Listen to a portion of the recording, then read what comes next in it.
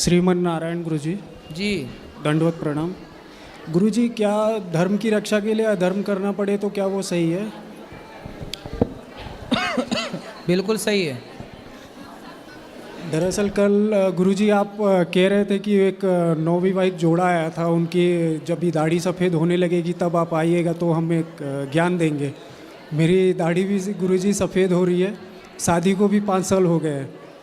दरअसल 1 महीने पहले मैंने अपनी वाइफ को अपने घर पे भेजा था और वहाँ पे मेरी बेटी को प्रभु जी मांसाहार कराया गया। क्यों? बोलते हैं कि ये सब मतलब बच्चे आगे चल के थोड़ी बनेंगे, इनको मटन बच्ची खिलाना सही है। किसने खिलाया? नाना नानी ने? हाँ, नानी ने खिलाया। ठीक है। ज़बरदस्ती। फिर? और बच्ची करीब 1.5 साल की है गुरुजी। 1.5 साल की बच्ची को मांस खवाया? हाँ। फिर? उसके बाद मुझे मतलब ये सब कंट्रोल नहीं हुआ और अगले दिन मैंने अपनी बच्ची को लेकर अपने घर पे आ गया बिना उनको बताए। और उसके बाद जब बच्ची रोने लगी तो 3 दिन बाद मैंने वापस पहुंचा भी दिया।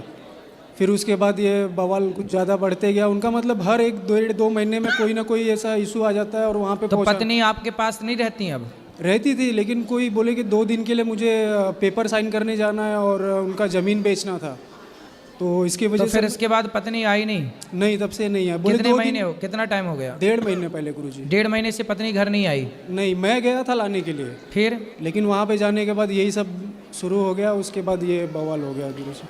तो आप लेने गए थे तो वो आपने बोला नहीं कि चलो हम आपको लेने आए हैं? बोला मैंने गुरुजी। तो फिर क्या बोली वो पत्नी? उनका कोई ना कोई नया नया एक इशू रहता है गुरुजी। तो उनको आना नहीं है आपके पास? आना है, लेकिन उनकी माँ का कहना है कि ये यहीं पे रह के काम करेगी, नौकरी करेगी, अब भी आके यहीं रही है चेन्नई में। और चेन्नई में हम जैसे मतलब वेजिटेरियन लोगों का तो पूरा एकदम बेकार कंडीशन है गुरुजी वहाँ। आजकल लड़की की माँ ही ठेका लेती है अपनी लड़की का घर बिगाड़ने का। 100 में से 95 माँ ठेका लेती है बिल्कुल कि मैं तेरा घर बिगाड़ ही दूंगी। अब ये माँओं को पता नहीं कौन सा नरक मिलेगा। ऐसा बताओ, बेटी के साथ तो ऐसा ना करो। बेटी बच्ची है, उसे समझाओ, उसे पति पत्नी को साथ रहने दो। जो व्यक्ति पति पत्नी को अलग करता है, जो पति पत्नी से उन्हें उस प्रेम संबंध से हटाता है, वो घोर पापी कहलाता है। अब बताओ, पति पत्नी में भी ये माँ टांग अड़ाए हैं। ये है स्थिति। ये ऐसा एक केस नहीं है मेरे पास, तो ऐसे सैकड़ों आते हैं।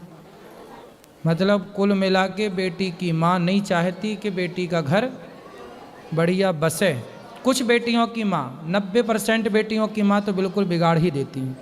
इसलिए विवाह के बाद जो बेटियां अपने माँ और पिता के पक्ष में हैं, उनका घर बिगड़ेगा, लिख लो, मेरे से लिखवा लो, साइन कर दूंगा।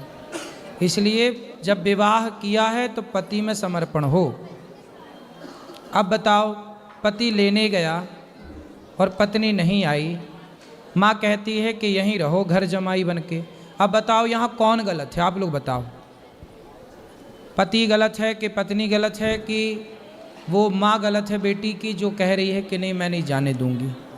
कौन गलत है बताओ?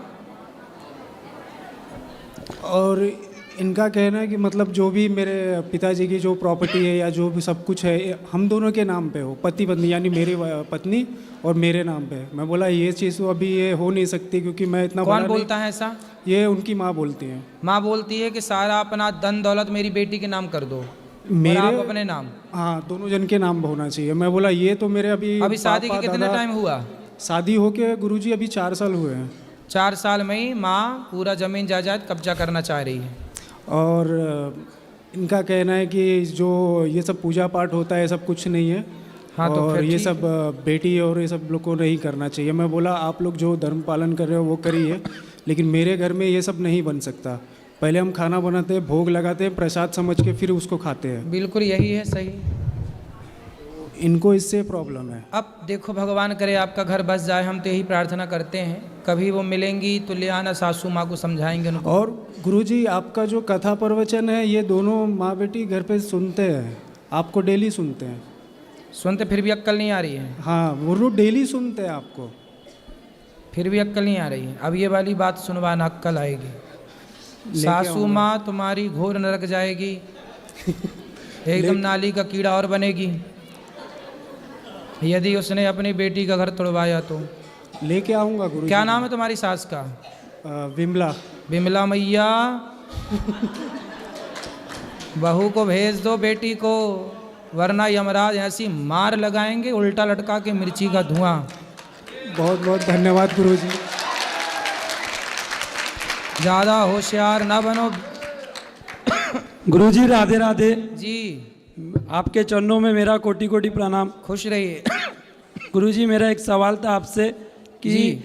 प्याज और लहसुन जो है उसको भगवान को नहीं चढ़ाया जाता है। ठीक है। और कहते हैं कि मतलब जो राक्षस के खून से हुआ था, तो इसको भगवान को नहीं चढ़ाते, तो अभी जो खेती में होती है प्याज और लहसुन, तो अब तो चढ़ा सकते हैं ना? तामसी है इसलिए नहीं चढ़ाते। खाना जो खा रहे हैं प्याज लहसुन, वो पाप की श्रेणी में नहीं है, इसलिए खाओ ना खाओ ये आपकी अपनी मर्जी है। भोग इसलिए नहीं लगता, तामसी भोजन है ये, इसलिए तामसी चीज़ें भगवान को अर्पण नहीं की जाती। इसलिए गुरुजी मेरे परिवार को एक बार राधे राधे बोल दीजिए, सब लोग देख रहे हैं। राधे राधे राधे राधे।